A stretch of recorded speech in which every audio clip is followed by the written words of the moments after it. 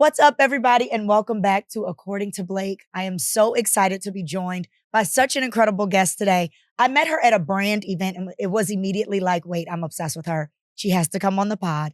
So joining me today is motivational speaker and Peloton instructor, Pryor. Thank you. I sound so cool. You are cool. Immediately, I think we both were like, I have to know you. No, it was like, we were at a beauty brand event, Yes. guys. And you know, the girls be acting weird at beauty brand events. I'm glad you said that. But that was like everybody was acting very nice. Very nice. So nice. Okay, so let's start. So for those that do not kind of know who Ash is, very top level. Okay. Who is Ash? She's your bestie. Yeah. She's your hype woman.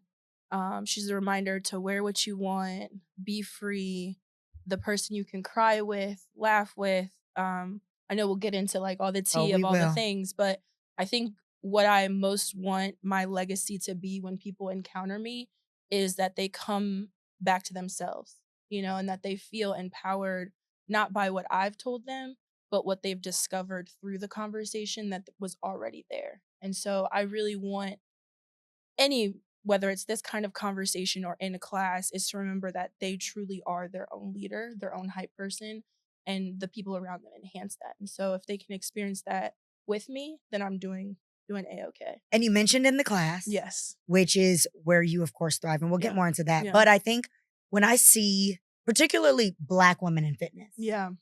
Not just as women who work out, not to, because I'd be throwing shade at myself, but like, I'm talking about like women who do this, like do the fitness thing fully. Yeah. I'm always intrigued by how you got there, right? Because I think so often it's like there've been so many stigmas around why we don't work out if we do. So how did you end up in our hair? Our hair is so. How did you end up in the fitness space?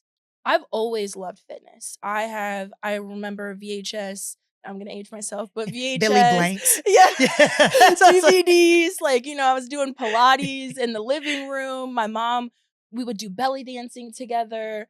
I just remember her always bringing in new things for me to try, and I've always been an athlete, and so I just always thought it was really cool, like what they were doing. But I never thought it was possible because I either saw men of color, but I didn't see women of color leading. It was predominantly white women, right? And so I was just like, this would be a really cool experience. And I had an aha moment a couple weeks ago when I was doing a keynote, and I was like, wait, I'm now that person that I wished I could have been. And that's been such a cool experience. So I've always been in the fitness space. I went full time into fitness around 2018. So I worked in an athletic department at Ohio State University, where I'm You got to put the "the." Yeah. It's trademarked for a reason. And so when I was like, you know what, I'm going back to athletics. I'm going back to, I was a competitive rower in college. That's why I got the bling on. And I really wanted to be back in that space to showcase what it meant to be inclusive, what it meant for everyone on the roster, whether you're at the top of the list or the bottom of the list, to feel value and to know what your role is. And then also to talk about what it means and why we haven't had women of color maybe in retention in that sport. And so doing that, and then on my side hustle, I was teaching classes on the side. And then I was teaching youth how to row on the water. And then when I got the Peloton gig, I was like, all right, now it's time to bet on me. You know, like it's time to really see what I'm made of. And, you know, 2.5 years later, I'm still here rocking and rolling. Before we get into the Peloton opportunity, we have to talk about the rings and we have to talk about rowing. Because it's one thing to see Black women in fitness. Yes. When you told me rowing, I was like, of course I know the rowing machines. You see them in the gym, but you were on the water. On the water. How the hell did you say rowing? I know. So I love telling this story. I have always wanted to row. In my high school, I played basketball. I was a cheerleader. I was an athlete. And I remember going to the water station during like winter training for basketball. And I just heard this shoom in the hallway. And I went to go look around, and they had the ergs lined up. And they were just moving in sync. And it just sounded so peaceful and so powerful and so dynamic. And I had just gone through a lot in life early on. And I think that's where a lot of my strength comes from, in the healing. And I just remember being like, they look so, can I cuss here? Yeah. I was like, they look so, this is a cursing, okay. This is a pro cursing environment. I was like, they look so badass. And I needed that in my life. And I went home, and I told my parents, I was like, I think I want to do this. And not enough, right? Again, melanin, we didn't see anyone who looked like me. It's expensive. I'm in my junior year, I'm trying to get recruited for basketball. Like, you can't just change up what you're doing. And then I played 1 year of JUCO level basketball, so junior college. I didn't, yeah. So I played 1 year, and then I ended up wanting to transfer to Ohio State. Walking around campus, someone's like, "You're tall, athletic. Have you ever thought about rowing?" And I was like, "Absolutely! Like, this Mhm. is my moment." And I was actually about to transfer to a D3 school and play basketball for them. So I went home and I was like, "We're stopping everything. I'm no longer going to that D3 school. I'm gonna row for Ohio State. I'm gonna be a Division I I know your athlete." parents were like, My "Wow, mom was like, you are taking "Girl," us on a ride." that part, she was like, "Honey, you had us going all up in these people's faces, and now you're telling me you're gonna go over here, do something you've never done before." I'm like, "No, mom, but I promise I can Did you do it." just know you just I knew? just knew I wanted it. I knew I wanted it so badly, and this was my shot. And I had always wanted to be Division I athlete. I just was not, couldn't find my stride in basketball. I just wasn't a girl enough. Like, offensively, defensively, I was pretty strong. And I was like, this is my opportunity. Like, what do I have to lose? And I think that mentality has played into my life to getting me to where I am now. Is like, what do I have to lose? Why not me? And so I showed up and I kept showing up. And I mean, waking up at 3:45, 4 o'clock in the That's what I was about to say. morning. So what is the physical aptitude needed for rowing? Because it's so interesting. My dad loves rowing. Yeah. And he's like, but it is the hardest thing. Yes. So what physical attributes? Your mental toughness and your Mm. ability to connect with your body. It's why I talk about meditation a lot. Meditation, visualization, yoga, Pilates.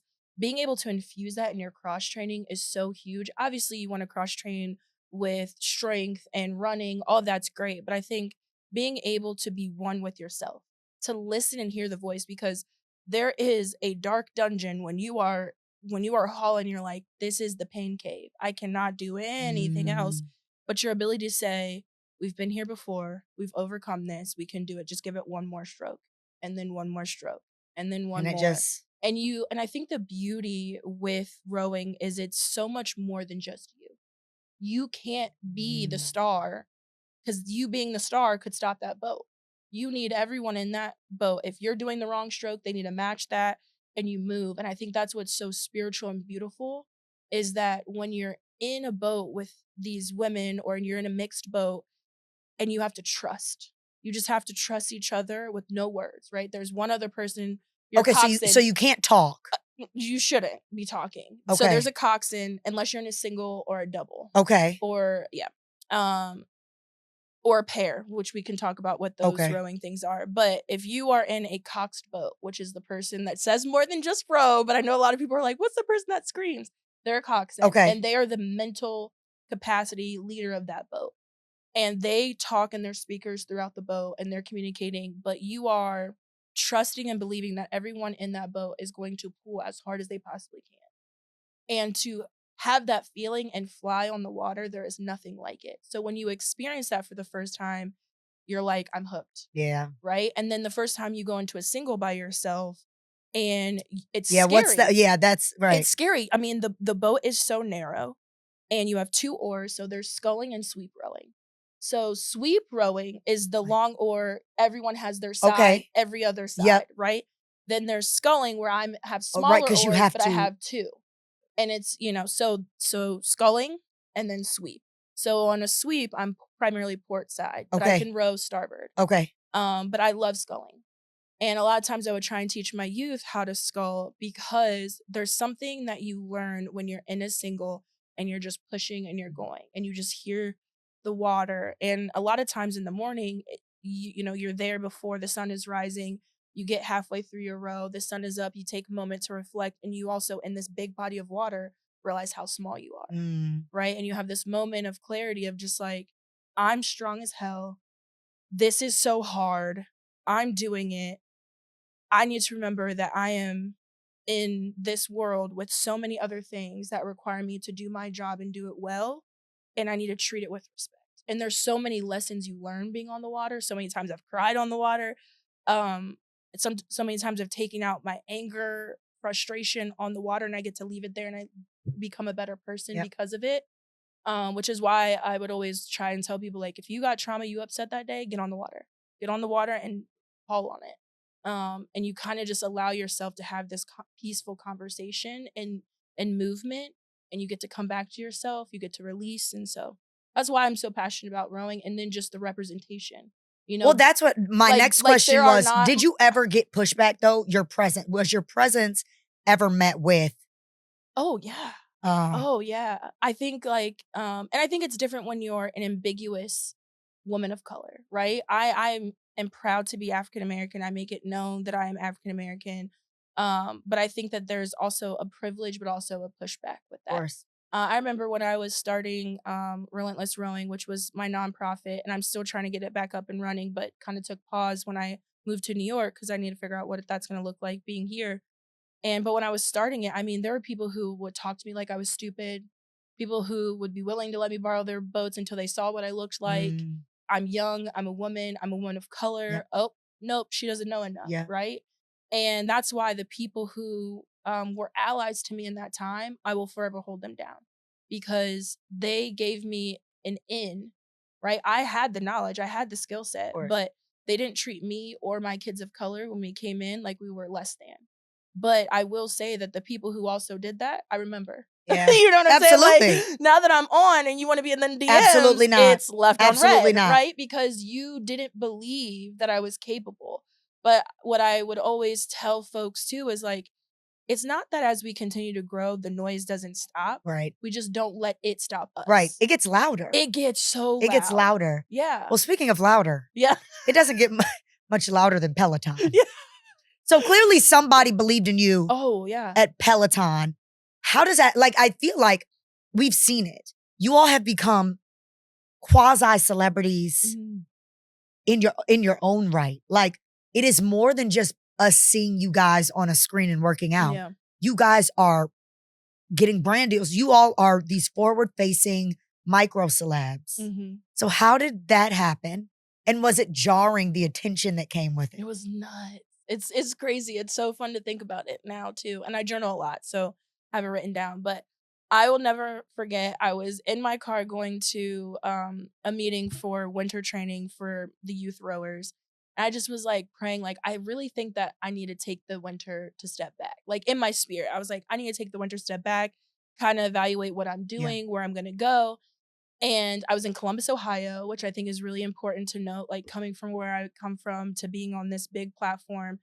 Um, and then I just happened to be waiting and I looked on Instagram and in my DMs, I had a DM from Peloton like, hey, we'd love to talk to you It's about. nuts. And I was like, who That's when is you think you punking me like, right oh, you're now? like, wow, But y'all really also, playing in it's my not like DMs. I was going around being like, I want to be a Peloton So instructor. you did not seek this out. I did not seek it out. They sought you I out. found Peloton through my brother. My brother Okay. is like one of my favorite people in the world. My brother wanted a Peloton bike for Christmas one Okay. year. And I was like, As so many do. he's a football player, like football guy, right? And so I'm like, are you really gonna, if you're gonna have mom buy this bike, are you really gonna be on this Right. bike? Like for real, for real. And he's like, no, like I'm so hyped, blah, blah, blah. Got the Peloton bike.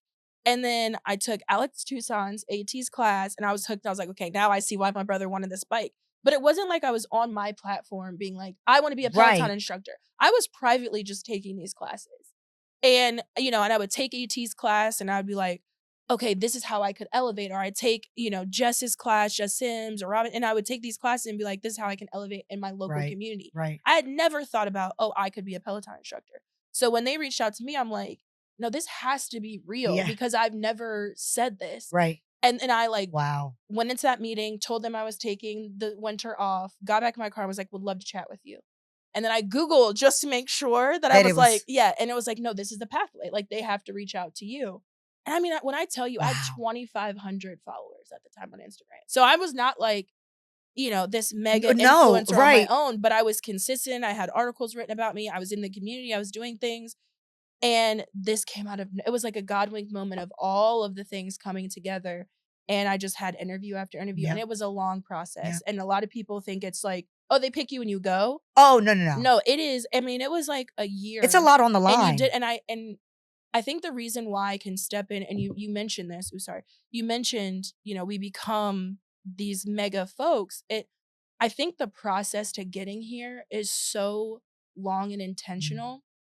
And if you don't know who you are, it can swallow you up. Absolutely. And so you come on, and the onboarding, once you do get the opportunity, is also so long that you are so solid. And for Are me, you able to share how long the process roughly is? I was around a year.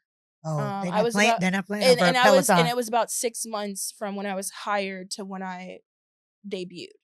So almost Wow. a year and a half of going through this process and telling Wow. no one, right? I left Ohio with no one knowing what I was doing. I told people I was Milano on Broadway. Like, and Wait, so, like, what? people thought I Do was you sing? and not today. But I'm like, so But, because like, whatever you told them, they believed it. So it they must. had to, right? Like, when people I would know be like, people I are was like, like, I'm she's gonna going to go be a try and spy. I'm gonna go try and like make it on Broadway or like, and people It's thought it was crazy. really cool, or they thought I was working for a professional team. But last thing that I'll say about this, and it's why I'm so confident, is it was the first time in my life I got Peloton when I was 31 years old. I Okay. left home for the first time at 31 years old. And I think that's important because of timeline. Everyone Yeah. always thinks that you have to, achieve something at a certain time. I was 31 years old when I finally left home for the first time in my entire life. Not that I hadn't traveled, but just like physically left. And I had to go through this entire process with no one co-signing my playlist, no one co-signing my work. I had to know whatever I submitted to Peloton, however I showed up in those meetings, I had to think that it was good enough. I had to believe. And so going through a year and a half experience where I had to rely on me, it allowed me to know you are that girl, right? Like you've always been this, the world and the things and your spirituality has led you to this moment to really just stand in it and stand in it with your like power pose. And that was the most freeing thing. And to selfishly, in the middle of all the beautiful things that were happening for me at home, to say, I'm leaving.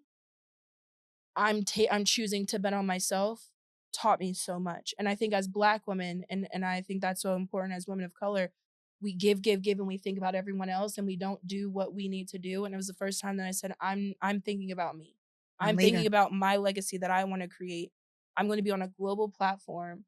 I am the founding instructor for rowing. This is And it was like, and I'm from Columbus, Ohio. This doesn't happen from a Midwest girl who's a Black woman in rowing. So like, I have to do this. And I think that's why it's allowed me to stand with such conviction, such purpose, even when the noise and the haters get loud, because it's like, I've been here before and I've come out stronger, and you can't take what I've achieved, and I'm going to keep going, and then hopefully I can reach back and bring others with me, so. Well, as a Black, I mean, not only are you a Black woman, you're a plus size Black woman. Yeah. And to my understanding, and correct me if I'm wrong, the first plus size instructor for Peloton. Yes. You talk about the noise. Mm-hmm. I know that alone. Yeah. Created a whole nother set of noise. And the next topic we'll get into the conflation of size versus health. But was that scary for you? Like, people are mean. Oh, mean. Cruel. But I just know that that there were those who said, why would I take a class? Oh, yeah. But I think that, this is why when I was in the interview process, I made sure to name anything. So even just to back up, Audre Lorde is my favorite poet. Oh. And how could she not be? Right. And there's a quote, and it may not be on point exactly word for word, but essentially like, you can't diminish me by anything that I have already accepted about myself. Right. So in that leading me is like, I know that I have Hashimoto's disease, which has also impacted my appearance and my ability to move. I am in a larger body, but an athlete isn't one formula, and I'm going to showcase that. I was very clear when I started that, like, I'm not here to be your fat, funny friend. People are going to think by looking at me, oh, her classes are going to be easier. And then they're going to come into class and they're going to get their asses handed to them, and it's going to check their bias. And I'm interested in that, right? I'm goofy and I'm quirky and I'm going to shake my ass. I'm going to do a little bit of something, but you're going to hit this max effort. Like when it's go time, I'm an athlete first and foremost. And so being able to come in with that conviction to say, no, I'm not going to be the jolly. No, I'm a kiki, but we're working. And I think that was so important, because people do come into my class and they come in with a certain thought and they experience it. And I think it's so rewarding too when I have men who take my classes, right? Because for the women, I think what they learn from themselves, and I said this when I launched, was wear the motherfucking sports bra, wear the shorts, wear what makes you feel proud. Like, who cares? Yeah. They're gonna be upset no Yep. matter what. Yep. You're saying that I'm overweight and you're mad and tell me to get in the gym. I get in the gym, but you don't want me to have a cute outfit in the gym. Like, no matter what I do, you're gonna be mad. Yep. So why don't I just love how I show up for me and then you stay mad, right? Like stay mad. And so I think for the women, I love representing that like we all have some kind of dialogue that tells us we're not enough. And that can continue to happen, but we're going to tell it to shut up and keep moving, right? Because we prove it wrong by the actions that we take. And we build the confidence through the promises we keep.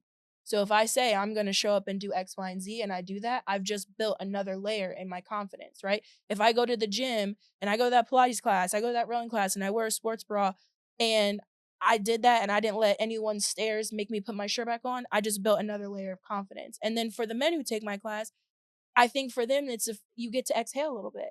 When do you get to just have fun and joke and, create this like bubble of fun and joy in movement? Like you're working hard. I'm known for my endurance Yeah, classes. right. I'm known Yeah, for you my keep fitness telling me to class. come. I And I know. just keep not going. It's okay. We'll get I you there just one keep- day.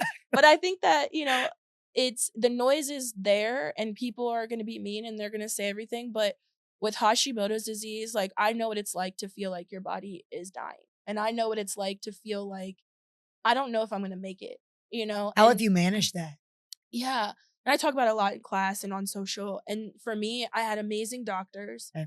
And I had to advocate for myself as a woman of color. It was like constantly like, do you have diabetes? I don't have diabetes, Right. like But that, something is wrong. yeah, but something is wrong. And I kept getting tested and I had an amazing doctor who focused not only on medicine, but was really great about here are the ways that we're going to change our fitness routine. Here's the ways that we're going to look at nutrition. I'm gluten free. Okay. I ended up being vegan for a little bit just to reset my body Okay. and slowly introduce Okay. things. And so that's why I'm very passionate about food and your education. Everyone's Hashimoto's or autoimmune disorder shows up differently, but I love that I'm always willing to start again. If I have a flare up, I'm in a better place now to say, okay, you're not a failure. Like, okay, something happened. Let's retract that. Let's eliminate X, Y, and Z, and I have more knowledge.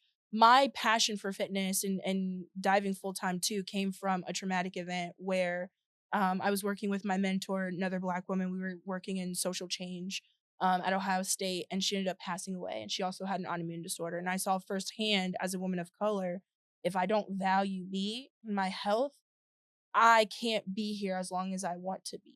And that was a wake up call for me. And so I've taken Hashimoto's very serious. That's why I talk about it a lot. I talk about going to the doctor. I talk about when I have a flare up. I had a flare up publicly. Well, oh my and goodness. I was out for like 2 months and it was like headaches, hair loss, bloating, brain fog, couldn't really talk that much because of cognitive Of issues. course. But I haven't had a flare up since because I was able to change a lot of the stress. I was able to change up how I was personally working out. And honestly, I think where I manage with like the weight gain is that I'm like, if the worst thing about me is that my tummy jiggles, then I'm doing all right, and if I can run with my nieces and I can teach these classes and I can do whatever, okay. And I feel sexy as hell. And I never used to think that about myself. And so for me, I've learned how to sit in my womanhood because I also know what it's like to be stuck in a bed. And so if this is the body that I have to operate with, I'm going to use it to its max Yeah. potential. And so, I'm happy that you talked about the loving your body because I talked about on an early episode, I think it was episode 3. And I've recently lost a lot of weight Mm-hmm.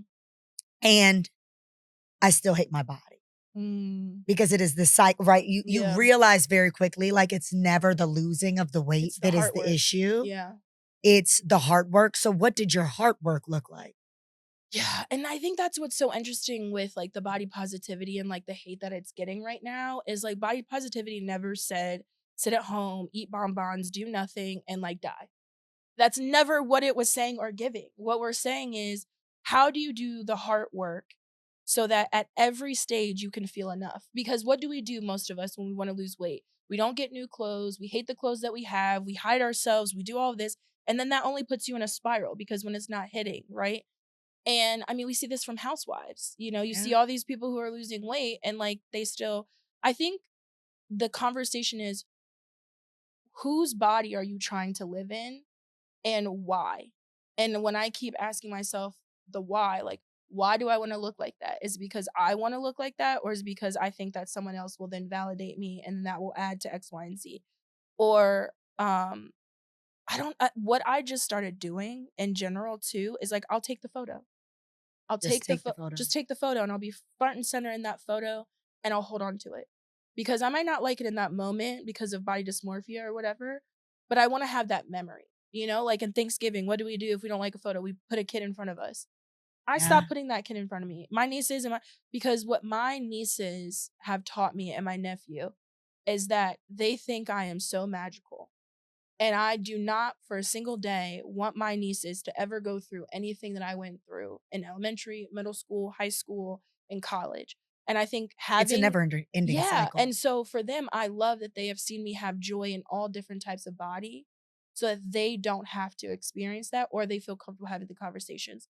So I think for me, what helped wake me up with that was turning into an auntie and being like, they look like me. They think I'm beautiful. And if I talk bad about me, they think I'm talking bad about Absolutely. them. Absolutely. And I mean, I've done that even in love when I've had breakups. Auntie's still good.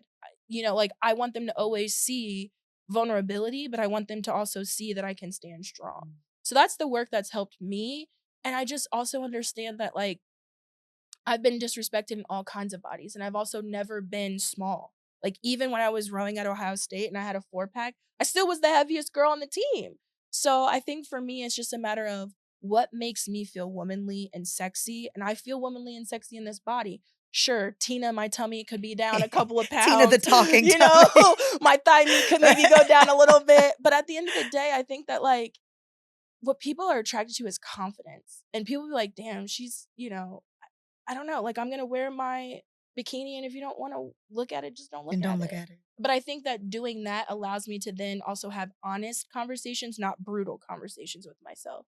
Because I can be honest and say, hey, you need to tighten up, Ash. Like Absolutely. you kind of fell off a little bit, but I don't have to be like, you da da da da da. And I think You don't have to be mean to honoring, yourself. yeah, I think honoring what does being honest without brutality look like.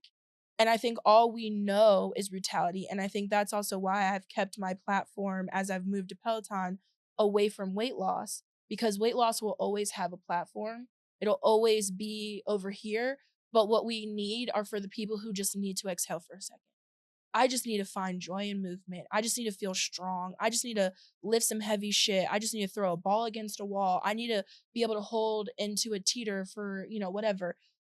I need those things. I need to run my first marathon and it be absent of a pant sign, absent of looking at a scale, absent of counting a calorie. We are allowed to have and in both. And so I think that's why I've also kept my space a place of empowerment, because you can find weight loss anywhere, but where can you find, hey, I got cellulite and I'm still putting on my bikini? I mean, I'm very happy that you brought up the point of size and health not being included. And I think we're seeing it especially, we see the way that I've recently been really observing it in the way that mukbangers are received. Yeah, it's been a shift. The thin mukbangers, it is fine. It is the heavier mukbanger. The comments are so brutal. And to your point, somebody that eats bonbons all day, though, it doesn't matter what the size looks like. The inside is still doing what it's doing negatively, right? And so, how does it feel for you to watch, particularly on social media, just this double standard It's around huge. thin women can eat whatever they want? And then I saw a comment that was, and then somebody that's heavier, the comment is like, oh, this is the gluttony they talk about in the Bible. I've been seeing that comment. This is the gluttony. Yes. But it's so interesting because I've had this conversation with my colleagues sometimes. I'm starting to share more about like the food and cooking on my channel, but it's why I didn't at first, because I needed to build the armor. Because if I show you a healthy meal that I make, you're gonna say I'm lying, because look, if she ate that way, she wouldn't look like that. But if I were to show you French fries, you'd be like, yep, see, that's what I knew. She eats a pizza and she does blah, blah, blah. And so there's this weird place. And then you just have to get to a place where you're like, I don't care. But that double standard is 100% there. And there are certain things like I never posted a this is what I eat in a day, because I did not want to put myself in the line of fire. I look like this because my body is constantly fighting itself. And from the moment I wake up until the moment I go to sleep, I am thinking, and this is why most chronically ill or those who have autoimmune disorders are so tired. Because when I wake up in the morning, I have to think about, okay, do my joints hurt? Does my head hurt? Is my body moving the way that it needs to? Do I have all the energy? Which vitamins do I need to take today? How do I pack all my medicine? Okay, we're doing okay. Okay. After my workout, did I fatigue myself too much? Do I need to? And you're It never exhausted. And when you ends. go out to the potluck with your friends, hey, I want to go eat with you, but I have to look at the menu beforehand and make sure that it can gluten free. Like, I don't want to poison myself. If I poison myself with gluten, I'm out for a week. And that's a miserable week, So right? eating gluten will put you out down for a Mhm. week. And so when you think about there's so much thinking that goes in throughout the entire day of social interactions, waking up, doing all these things that I don't look this way because I'm just stuffing my face with crazy things. I look this way because I'm constantly trying to bring my cortisol levels down. My body is attacking itself. And so I'm living, and then even with that happening, I'm showing up Yep. and I'm showing out and I'm able to live the life that I want. My joints don't hurt anymore. My headaches are far and few between. Like, those are the wins you have to enjoy. But yeah, I mean, I just didn't put myself when that big churn happened, I just knew. I knew it was gonna be too much, so I didn't put myself in it. And even to this day, when I show different cooking stuff, I'm very strategic of what I show because I need to be prepared for whatever that backlash is. I mean, even recently I filmed a really awesome thing, which I can't talk about right now. And the first thing I thought of was, I know people are gonna make fun of me. And then immediately after that, and I said, "And so what?" And then I kept going, right? I have the thoughts. I know that they're there. I prepare myself for them so that they try not to hurt so much. Um, but ultimately, I know that some little girl needs to see that. I know some little girl or some adult woman in her 60s, I'll get members who are 75 like, yo, I wish I had that at 30, like, but thank you for letting me not waste the rest of, the time I have here. But yeah, there's just certain things that I don't feel comfortable doing that I know that smaller people can do. Yeah. That I either am not ready to put myself in that position, to experience that, or I'm like, you know what? Okay, we're gonna do it and it's gonna happen and whatever. And fitness is clearly spiritual for you, Oh right? yeah. And I think, again, a lot of times, even for me, I think because I hated my body, still do, but really, really hated my body Hmm. early on, for me, fitness was never something that, when I was told to work out, it was never something that I could find enjoyment in because in Yeah. my head, it was only something There's a goal that we are oriented. doing. Hmm. We're trying to get smaller. Hmm. And now with age, you realize movement, I feel better. If I start my day with a workout, I Hmm. feel better and I feel better for the entire week. And I struggle with really bad anxiety. My anxiety Yeah. for the day is a little Yep. less, like all of those things. For you, finding the spirituality in fitness, Mhm. what has that journey look like and does it evolve? Like some days, does it feel more spiritual than others? Like, Yeah. I mean, even right now, it just feels even heavier, in the world. And it's trying to come back to myself over and over and over again. I think for me, it's learning how to master, I enjoy Pilates and I go to Pilates and do you do reformer or floor? I want to get back into I am reformer, but I obsessed with. love, yeah, I love my friend teaches reformer, but right now I'm on the floor a lot. Okay. But I do want to get back into reformer, and I just love the conversations I can have with myself when I'm like, okay, let's hold this V pose. Okay, let's like pulse a little bit deeper. Um, and I think those conversations I then take into, okay, patience in the world, right? Or learning how to ask questions or slowing my brain down from the conversations. 100%. For me, I think it's also a time it's a gift back to myself to just say slow down. And I think we have to find another word for like self-care, being selfish. I'm not being selfish. Absolutely I'm not. It's maintaining. self-preservation. Yeah, I'm maintaining and I'm creating more. I think especially for me, I'm 33 now. As I approach 40, it's usually when people either fall off from fitness or they engage. Mm. And Do you know why that is? I don't specifically. Okay. But I think it's like life too when Yeah. you're in your 40s, and it might be different for us as Yep. millennials, and where that will look like with 40, but I'm approaching an age where like this is a part of if I want to have a solid family that I have to be able to do this. And I think that's why there's a variety of fitness, right? Like if you love lifting weights, I love lifting weights. I used to lift my colleagues on social media and like make that a trend, right? Like that was a fun trend. But I realize right now and what I need, I'm like, I need more peace. So I'm in yoga more. I'm in Pilates more as my cross training than I am with my running, right? And Okay. then there's seasons where I'm like, I'm mad as hell and I just need a haul on it. I just need to get in my miles and it's okay to ebb and flow.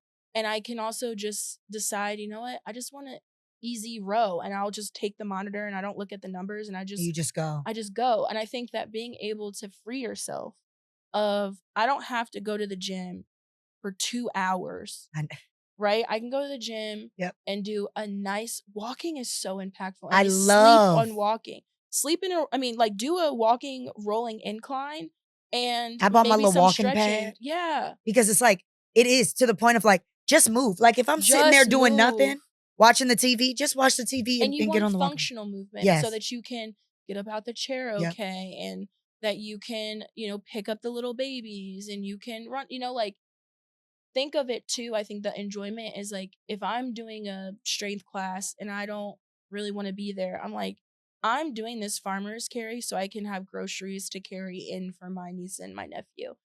Always find the reason. Yeah, like Yeah. I'm doing this squat press Mhm. because I love throwing my nephew in the air, And so I think bringing it away from, okay, the squat press is going to like make me slim down here and it's my arms are no. I get to create a memory with my nephew by throwing him in the air and giving him kisses and being able to do that 10 times. Like I think I've learned how to ebb and flow on the hard days where I'm being mean to myself is to be like, here's why we're doing this. Bigger than just someone saying that I'm hot. And to your point, I think the body positivity movement, your earlier point, I think the body positivity movement also made it seem like you have to like your body all the time. Yeah, and you don't. It's Sometimes it's just a vessel and it's good enough for today. And sometimes you just need to get through today. And I'm not positive every single day, and there are times that the comments get to me or, whatever. And you're just like, today I'm just happy I'm alive. And today someone didn't have air today. I did. My body is moving the way that I needed to, or it's moving enough to the level that I needed to, and we will make smart decisions in certain ways, and then tomorrow we will try again. If we give the opportunity to try again, we will try again. And I think that there's the neutralities, there's the acceptance, and there's the positivity. I don't think where do you think, so we you don't think have that to be in a toxic positivity. Right. Every day, I don't, sometimes people are like, I'm just having a bad day. Oh, well, no. Right. Sometimes Right. Let me have a bad day. Yeah, sometimes. And so I don't think that you need to be positive about it. I just don't think that we need to be brutal about it. And I think that there's this like, if a standard that has always been pushed on us that's enough to be accepted. But even those types are still struggling, right? And so I think for body positivity was trying to sway from this body dysmorphia of like, let's do the heart work so that when you get to whatever destination, you can enjoy the destination. Yeah. Right? Like I look back on certain old pictures where I still hated my body and to someone else that was like the perfect body, but I never enjoyed it because I didn't actually love myself. I couldn't enjoy where I was. I was never enough. And now I'm like, I'm enough. Yeah. And okay, so now let's get fun. Yeah. Someone is coming for a class with Ash. What can they expect? Ooh, well, okay. Well, if it's a fun first class. Okay. We are giggling, and if they're in studio. So we have So that was my next question. Do you record by yourself in that studio? We have different styles. Okay. So we have like this where there's no one here. Right. So it'll be like just me and my team upstairs. That's how many people are watching you do your thing? So on the days that it's not live, it's like 4 people. Okay. And then on the days that it's live, it's those 4 people who help me and then whoever joins in live. But then it goes on demand. And then live streaming and in studio, there's 8 people in studio because I'm in a smaller studio. So I'm 8 people in a studio, me, and then whoever streams in. Okay. So it can get up there, which is really exciting. But if I have members in studio and streaming, it's gonna get a little crazy. Like I just did a TLC row, and it was at 7:30 p.m. and it was like Ash After Dark. I dropped a lot of F-bombs. Ash. Yeah, I was a silly little hoe. Don't be a silly hoe. Wait, is that on demand? Yes. I'm gonna need to find somebody's Yeah, Peloton subscription. Wait. I just want to see. Okay, so then if somebody's in the class, yeah. then you're just going like. So and before we get started, I let people know like I who's scared, who's nervous. Yeah, are you the type of instructor that's like, what the fuck? Like, no. I'm my whole thing is I am grateful. People are spending money. Yeah. People are spending their money and their time to join me. And I am so grateful that they're giving me that time and that trust. Yeah. And so the last thing I want to do is create an environment that's like, you must do. No, we're working hard. And today, you know what? I don't know what happened between when you left home and you came here. You might have been on cloud 9 and something happened and someone cussed you out on the subway or whatever, right? Yep. I want this to be for 30 minutes, for 45 minutes, for 60 minutes. This is fun. You get to be, I don't know what everyone's childhood is like, so I don't like to say being a kid, but the ideal of what you feel like a childhood should be, I want you to have that. And I want you to have the armor built up to then go out and be lighter. And so for me, even if we have an endurance row, which is like 5 minutes and longer before you get a break, I'll tell them, hey, stop and start. Stop and start. I don't care. Ease up on the thing. Like, let's just maybe today your goal is like, I just want to make it 5 minutes and I'll do that any way possible. Right. Or maybe yours is I'm going to go really, really light for 90 seconds and then a little bit harder for 30 seconds. And I'm doing that until it's over. And so I give cues in class of like, here are strategies to attack this for where you are. Maybe I'm going to row for 90 seconds, take a quick 10 seconds and then get back to it. Right. Like this is your time. I am curating this for you, but you are fully the driver in this. And I think that people, especially where we are right now, people need to feel that they can control something. Ain't shit else we can control right now. They need to feel like they can control something in a positive way. Agreed. Right? And so I would never want to be, and I didn't enjoy those classes. I recently went to a fitness class and the instructor was like berating people out there. And I just remember thinking like, you don't know me. Yep. To know me enough to do something like that. Or like they had us counting and we missed the count. And so then we had to start over in the hold. No one wants to experience that. Like, like some people do. Okay, great. But the vast majority of people does not want that. And I remember being like, I will never come back here ever again. Right? Like there's a difference between, again, pushing someone and embarrassing someone. And so for me, I'm like, no, these people spend time, money. We're going to have fun. I'm going to push you. I'm going to give you ways to push yourselves. But I'm not going to go over there and be like, you don't look like you're working hard enough. There's enough bullies in the world. I don't need to be one of them, like. So when is the next Ash After Dark? I know. We need to get that going. I'm like, this could really be a thing. Ash After Dark was it could really be a thing. Let me tell you. The whole music switch the music, like make it a raunchy row in time. Oh, we have that. We have our trap rows. We have our hip hop rows. We have ratchet auntie moments. I love watching I do love watching the auntie content. Like I really do. Okay, so for people who are trying to start, I had to check myself at the gym a few weeks ago. Mm-hmm. I went to the gym. Older man comes in, seems super sweet, nice. Comes in, walks on the treadmill for like 6 minutes, gets his stuff and leaves. Yeah. And I had to check myself because Blake, that man got up. Yeah. Came to the gym. Yeah. Walked for 6 minutes more than he would have otherwise. Mm-hmm. And left. And I think it goes to the point of you have to start somewhere. He's building the habit.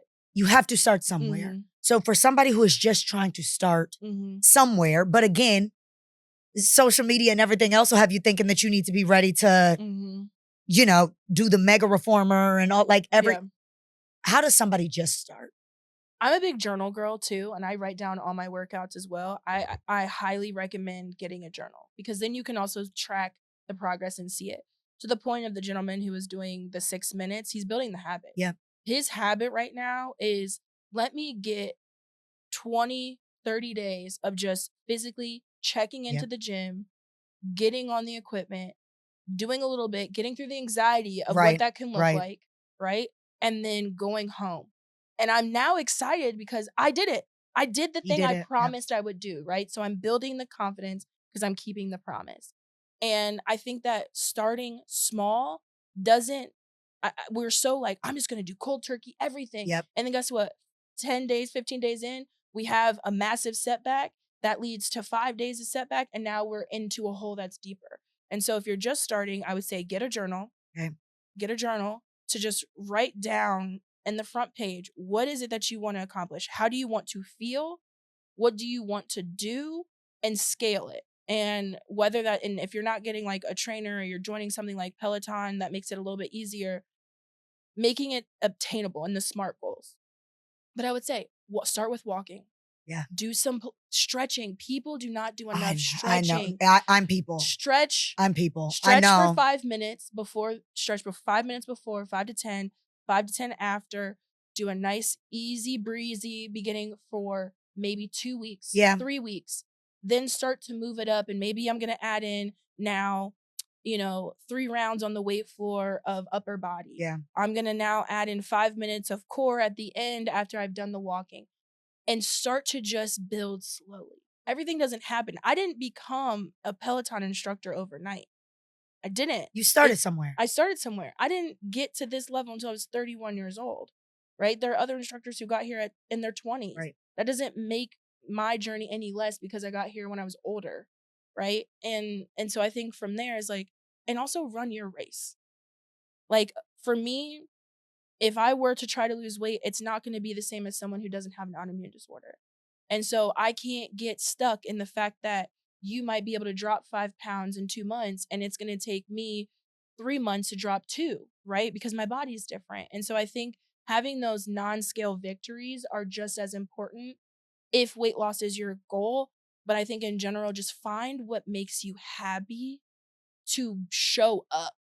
So whether that's I love group fitness, I like a personal trainer, I like cycling, like find what just gives you joy and you can play around, experiment. Like people get stuck in like, oh, I got to do this one thing.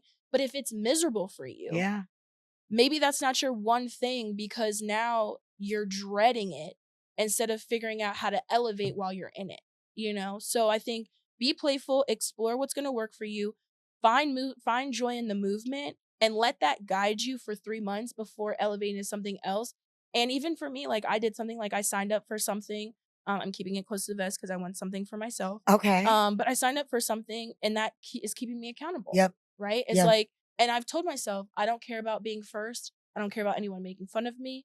I'm doing this for me and I'm going to run my race. Well, and you mentioned for you, which when you came in, I was like, are you teaching today? And you were like, no, but I need to get in movement for myself. Correct. So now though that it is your job, right? I think, for example, people are like, did you enjoy posting content more when it wasn't your job? And the answer is fuck yes.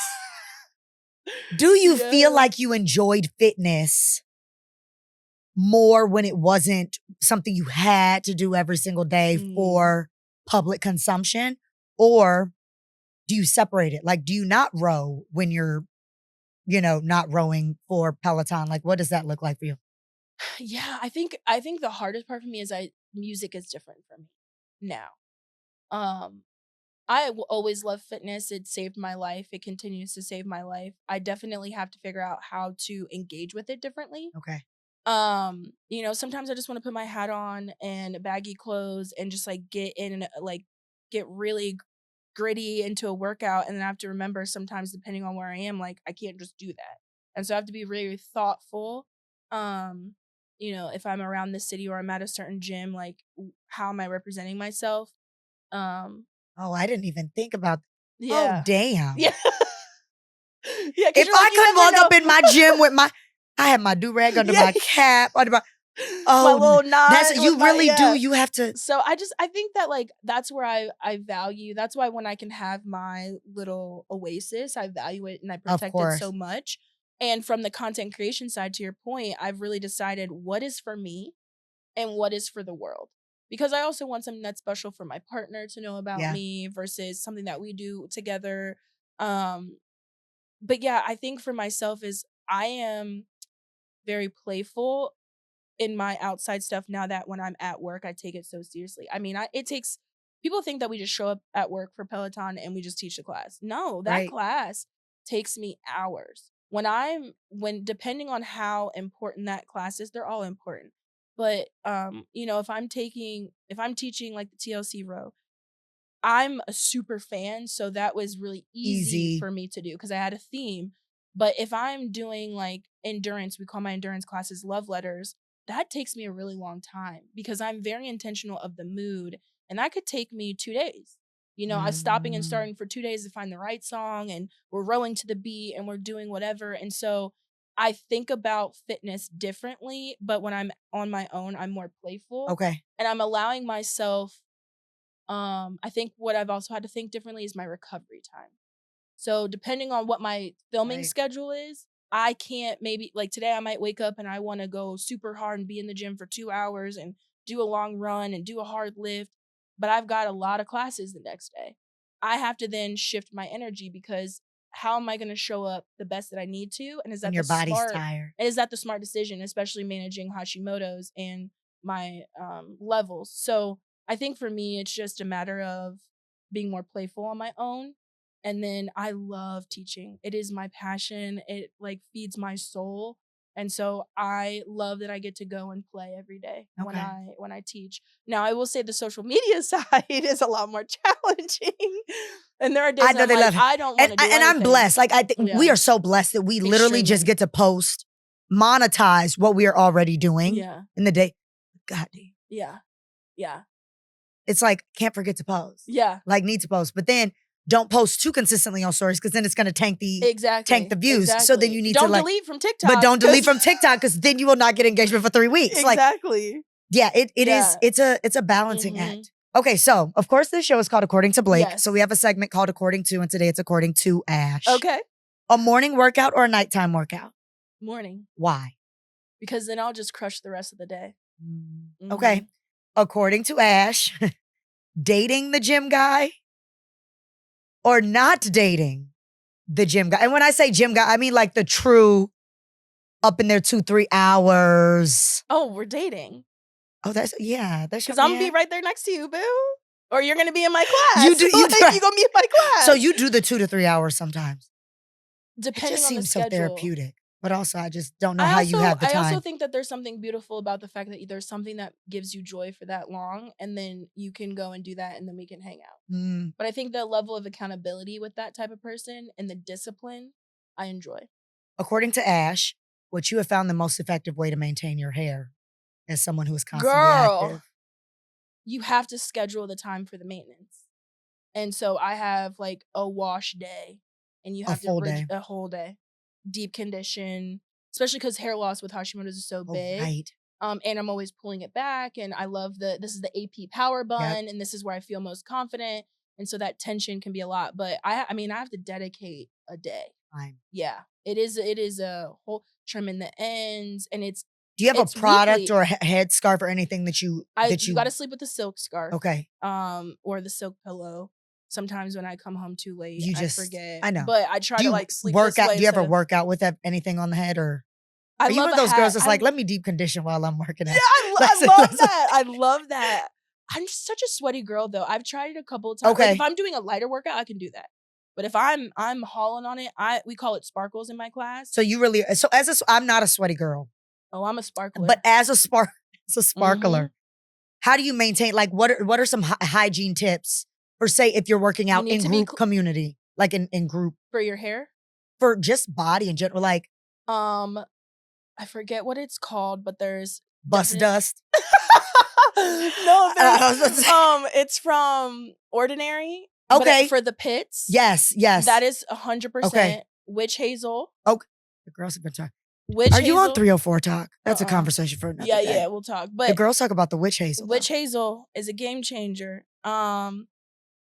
I also think that, like, depending how much you're working out, and especially if you're new, having an antibacterial soap, along with the other stuff, you need to be using an antibacterial of course, soap, like a dial, because you're working out so much and so hard, or it's new to it. I think that's huge. And for my skin, like I am a skincare girly. Of course. And Well, the skin is skin. Yes, thank you. And recently I've been glowing a lot more. I don't know. But I think that you definitely need to be washing your face. Nighttime routines, I would say. Okay. The nighttime routine, if you're not a daytime person, get that. Right. Because it'll work for you while you're sleeping. And that way when you're doing your morning workout, your midday workout, It's still there. And then a clarifying shampoo is clutch and key. I found that when I incorporate that, my hair is a lot stronger and healthier. And Sacred has been my go-to recently. Do you know, so interesting? I have a hairstylist who is a chronic pessimist about celebrity hair care brands. And she loves it. My hair has gotten hang time. What I'm telling you. I use the growth drops every night. I did that too. I'm like excited. Yeah. But I think finding something strong for your hair is going to be key, and when you can ease off the tension. But yeah, I would say for real, like antibacterial, witch hazel, and then the ordinary. It's like brownish. Okay, and it's for the pits. Well, you can put it on your skin. Wherever but you should use it. Okay. Yeah. Thank you so much for joining me, thank ma'am. You for having and me. maybe just maybe on the next solo episode, I would have gone to a class. The Ash After Dark kind of got me. Sometimes that's why I'm like, now that that kind of. You got to be prepared for the F-bombs. I think I've dropped two or three. I said bitches a lot in that class. I love that. Okay. I used to say bitch a lot. Let's do it. Thank you. Thank you.